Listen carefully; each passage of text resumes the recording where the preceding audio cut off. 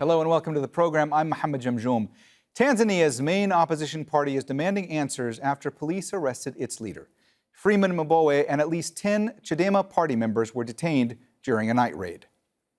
Police accuse Mbowe of conspiracy to commit terrorist acts and kill government officials. But human rights groups denounced the arrest as a crackdown on democracy. President Samia Suluhu Hassan had promised to defend basic freedoms when she took power 4 months ago after the death of her predecessor. The Chadema party was organizing a rally to discuss constitutional changes and reducing the president's powers when Mbowe was arrested. The constitution we are fighting for is not just for us, but for everybody. It is to foster unity and make sure few individuals do not make decisions to hurt the nation. The constitution will hold leaders to account when they overstep their mandate. Just after the arrests, police insisted the party was breaking COVID-19 rules by holding public meetings. We're just making sure people adhere to the laws of the country. That invited many people, turning their planned meeting from a party meeting into a public one, even though their plans were for an indoor meeting. When President John Magufuli died in March, Samia Suluhu Hassan stepped into his position, making history as Tanzania's first female head of state. She became a member of parliament in 2010, then 5 years later, vice president. Hassan reached out to the opposition and pledged to defend democracy and basic rules when she took office. The opposition wants constitutional changes, including reducing presidential powers. In one policy shift, Hassan has announced a COVID-19 vaccine rollout in Tanzania. Magufuli had called vaccines dangerous and didn't release data on the outbreak. Hassan says her first priority is to grow the economy, but critics say she's not implementing changes quickly enough.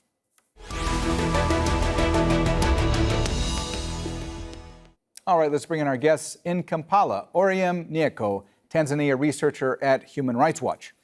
In Moshi, Tanzania, Aikande Kwayu, political analyst and an honorary research fellow at the University of Wisconsin-Madison. And in Tunis, Belgium, Tundu Lissu, vice chairman of Chadema, Tanzania's main opposition party. A warm welcome to you all, and thanks so much for joining us today on Inside Story. Tundu, let me start with you. What's the latest you know about Freeman Mbowe's condition, as well as the other members of Chadema who were arrested? Do you have any idea of what will happen next to them, and how concerned are you for their condition? Thank you very much, first of all, for having me. The latest information that we have is 5 of those arrested who are being held in the northwest city of Mwanza were traveled overnight yesterday to Dar es Salaam, a distance of 1,200 kilometers. One of them was released this morning. 4 remain in police custody in Dar es Salaam. As regards the other 9 who remained in Mwanza, we hear that 3 have been released, so there are about 6 who are still in police custody. As far as Chairman Mbowe is concerned, since yesterday, the police have prevented his lawyers, they have prevented members of his family, his children in this case, to see him. So we have not seen him, he is not being seen. No one has talked to him, and therefore we do not know what his condition is, and the police have said nothing about their plans, what they plan to do next. Mm-hmm. So that is as far as the latest updates are. Aikande, the fact that Tanzania's main opposition leader has not just been arrested, but also accused of terrorism, what does that mean with regard to democratic reforms in Tanzania? Thank you very much. This means that there is continuity from the previous regime, whereby we saw severe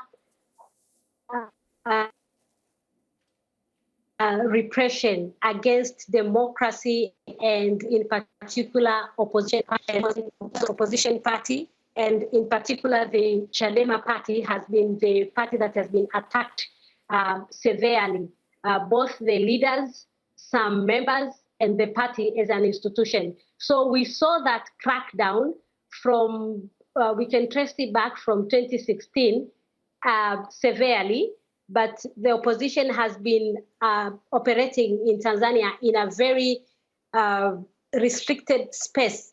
But in the Magufuli's administration, the extent of that restriction increased. And we thought that maybe there is some light of change when there was new administration following the death of Magufuli. But we have realized that it was just a pretense and only rhetoric, which President Samia has not been able to sustain for so long. And already we are starting to see same approach that have been used to crack down opposition leaders and to frustrate opposition parties, yes. Oryem, President Hassen had made gestures that indicated that she would be potentially moving away from the heavy-handed leadership of former President Magufuli. From your perspective, what do these arrests signify when it comes to her presidency, the idea of her potentially enacting reforms? Because you heard Aikande there say that these arrests essentially mean that there's going to be continuity between the previous administration, President Magufuli, and his repressive tactics, and now the presidency of President Hassan.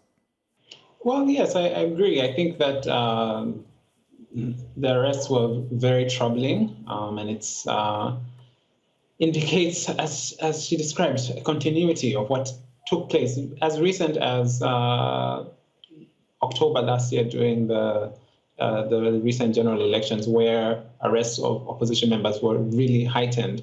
That was extremely commonplace during that period of time. I think that she has an opportunity to really stem that tide.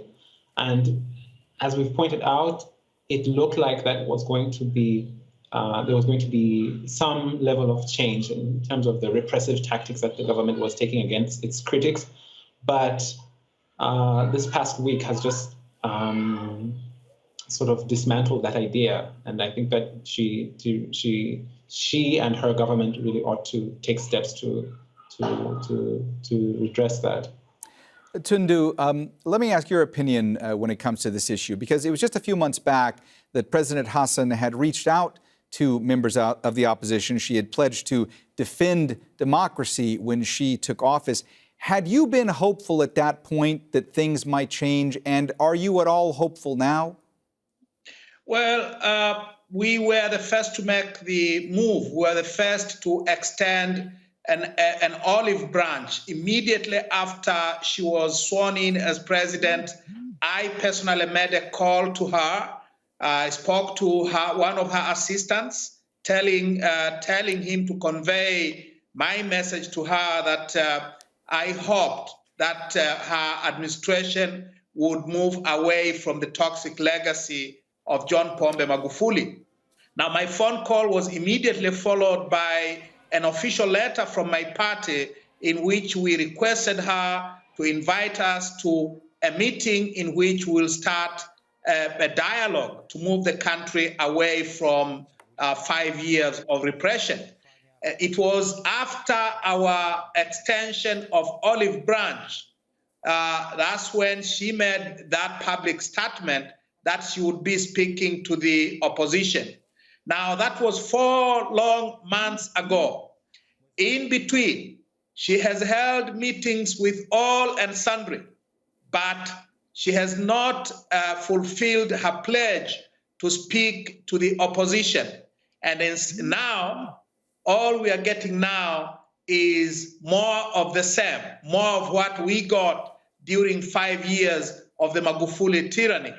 And therefore, at this stage, it is difficult to be hopeful that the Samia administration is going to be any different from that of her predecessor. In fact, there is reason to fear that we may be in for even worse repression. Even though President Magufuli was very brutal in his treatment of the opposition, he never dared to charge us with such serious offenses as terrorism. President Samia Suluhu Hassan has started with terrorism. And that tells us that we are in for very tough days and weeks ahead.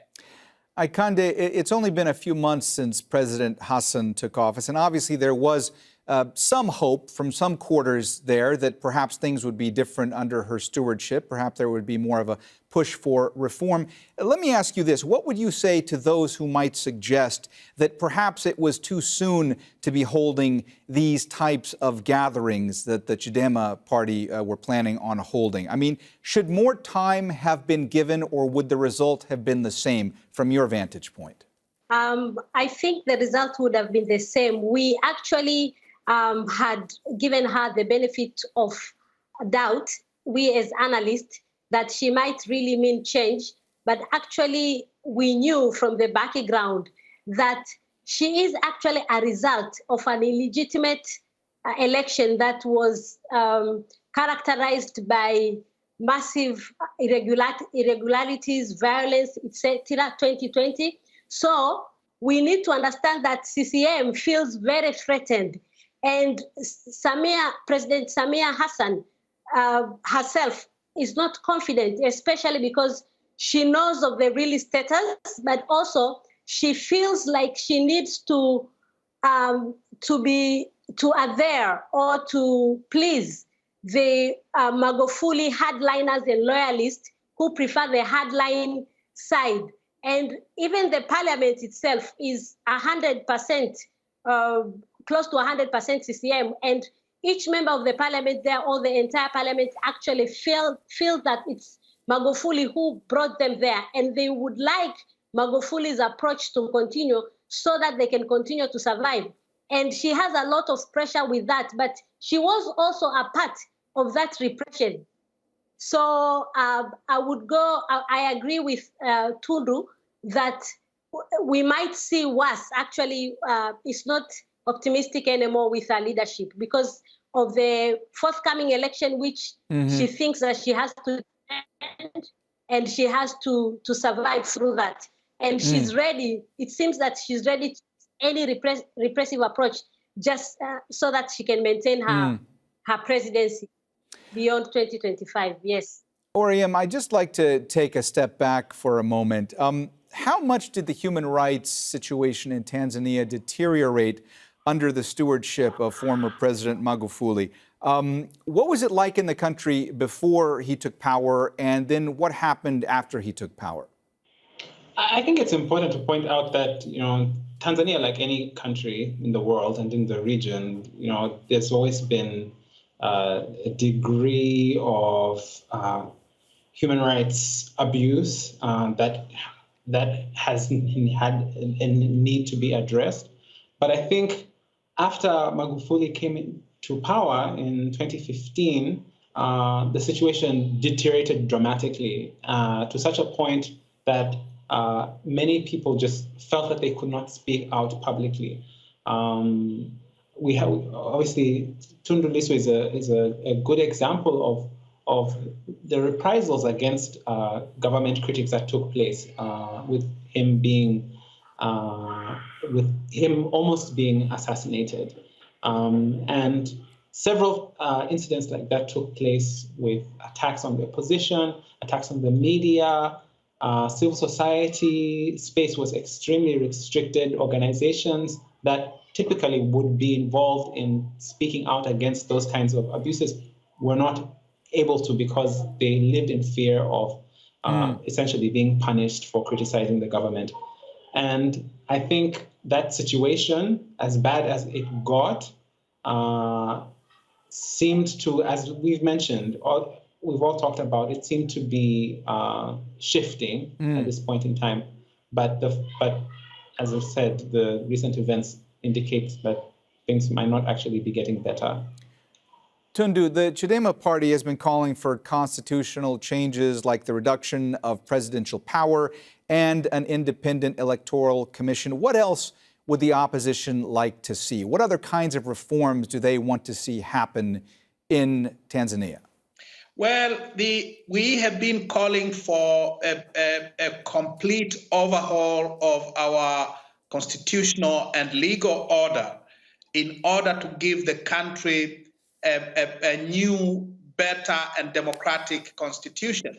And these calls have been going on for the past 3 decades. It's not just recently. They have been going on since 1991, when a presidential commission recommended that the country needed a new constitution. And therefore, the major issue of the day is just that one, a total overhaul of our constitutional and political order to create a more democratic Tanzania. But immediately, in the short run, we would like to see a restoration of political freedoms that are guaranteed by the current constitution. We want to see an end to the use of criminal law to punish political opponents. We want to see an end to impunity, to the impunity of the security forces, which have killed and tortured and maimed hundreds of people in the past 5 years. We want to see the repeal of very repressive and very draconian legislation that was enacted soon after President Magufuli came to office in 2015. We also want to see an end, a release, unconditional and immediate release of all political prisoners and the cessation of the illegitimate criminal prosecutions that have been going on for far too long against the democratic opposition. So these are the basic demands that we are making. Aikande, how popular is President Hassen, and what does the public think of her leadership thus far? What I see and what I've observed, she became very popular in her first 100 days because her rhetoric was nice in terms of business environment, political spaces. Even her tweets, posts were very encouraging to the public. But after that, when she first said that she's not allowing the constitution and the public rallies because she wants to build the economy, immediately we saw people starting to have reservation against her and also to actually start understanding or realizing that she's more of a continuity than a change. And I think right now, with the new budget and the new levies and taxation very high, especially on the mobile money transaction, which is a platform whereby many people, both in formal sector and informal sector, are using. And now the government has introduced a tax which touches everybody. And it's actually a very regressive taxes, and there's been lots of complaints about it. And together with that, the explanation from the ministers has not been helpful. It's like they're actually mocking the citizens who are complaining about the new taxes, saying you can move to Burundi, for example, using words like that, or saying we passed this, we cannot change. So people have come to understand that this government, this administration, is not ready to listen and is going to use power and force to do anything that they want. Combined with that, the arrest of the opposition leaders and members, as well as now these trumped up charges against Freeman Mbowe, has added salt to the wound, becoming increasingly unpopular. At least I get this from the talks in the streets, and I don't live even in Dar es Salaam. I live in Moshi. Of the time I spend in rural areas, but people are talking. People are sad about these things. But I also see in the social media how people are talking, how people are expressing themselves against these new levies, and also against the repression against the opposition leaders. Oryem, how much power does the president, or rather the office of the presidency, have in Tanzania? I think that, the fact that the country shifted as dramatically as it did post Magufuli's election is an indication of the kinds of powers that he had. I think one of the criticisms that a lot of people have is that government policy and just generally approaches to the way the country is run were a reflection on his personal views. So, for example, rather as opposed to the way that any policy should come into place, which should be a reflection of a wide sect's. I'm sorry. I wanted to give an example of the ways in which the government policy was influenced by Magufuli's personal point of view, one of which was his perspective on pregnant schoolgirls returning to school. His personal view was that they shouldn't, and that eventually became government policy. That shouldn't be the case. The law itself,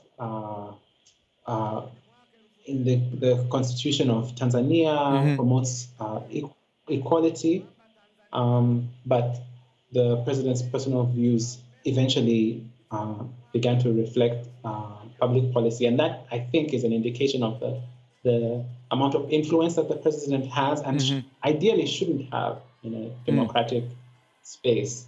And I think that's part of the reason why there have been so many calls for constitutional reform to restrict the kind of influence and power that the president has there. Tundu, the government has said that there were COVID-19 restrictions that the opposition was in violation of by having this meeting or by planning this meeting, that Chadema shouldn't have planned this meeting because of the restrictions imposed about COVID-19. Had members of Chadema been warned by the government not to hold the meeting, and was permission needed? First of all, Mohammed, there are no COVID-19 restrictions in Tanzania, and there have never been since the outbreak of the pandemic.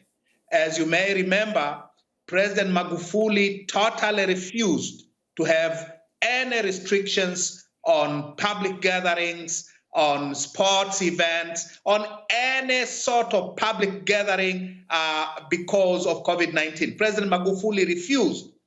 And the new president and her government have not instituted a single restriction on COVID-19. They have not prohibited any public gatherings. On the day they were breaking the Chadema constitutional forum, there was a major sports event in the same city of Mwanza, a Premier League match between a team from the coast in the east and a local team, which was attended not only by thousands of sports fans, it was also attended by very senior government officials in the same city, in the same time as they were cracking down on the Chadema event. So there is not a single restriction on COVID-19. There is not a single prohibition of public gatherings because of COVID-19. And there is not a single provision in any law which requires us to seek permission in order to hold internal party events like the one that we planned. It was not a public rally. It was an indoor public event, which is not regulated by law, which did not require any notification to the police.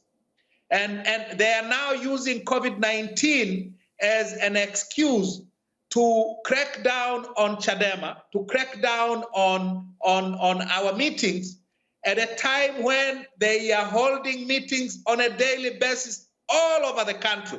And that starts from the president herself all the way down to the junior officers at the local levels. So CCM, the ruling party, and the government are free to hold meetings as they wish.